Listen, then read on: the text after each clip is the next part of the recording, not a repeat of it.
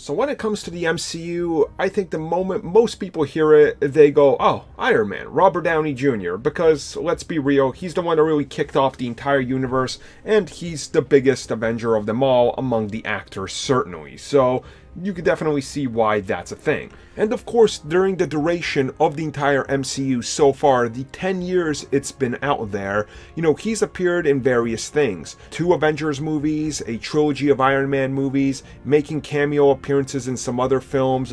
He's definitely been everywhere. But the next step, of course, is taking him to Avengers Infinity War, which will undoubtedly be his hardest and most challenging thing yet, much like pretty much all the other characters in the film. Well, recently, the Russo brothers, more specifically Anthony Russo, was explaining exactly why he sees Tony Stark as having the ultimate connection to Thanos in Infinity War.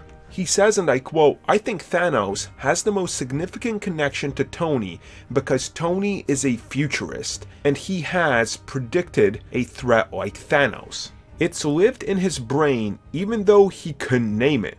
Tony is the most desperately divided down to the core to react against something like Thanos, although all the heroes will face a threat, no matter who it is or where it comes from. But I think this is intrinsic to Tony's psychology. And because Tony started it all with Iron Man, he has a special connection to the threat that's facing him." So realistically, what they're saying is, look at the ending of Avengers 1. When Tony goes into space and then he starts having those freak out moments in Iron Man 3 and, he's having real depression and anxiety.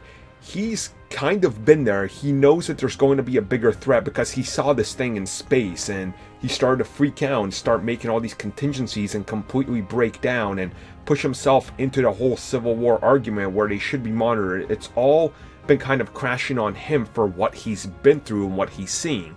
So what they're essentially saying here is, it's really going to come down to this, and he's the character that kind of understands how big the threat can be, and the vision he had in Age of Ultron. That all kind of leads down to the same path of, he's just worried about everything falling apart because he knows something is coming. He doesn't know what that was, but now he will, and this is what he's feared.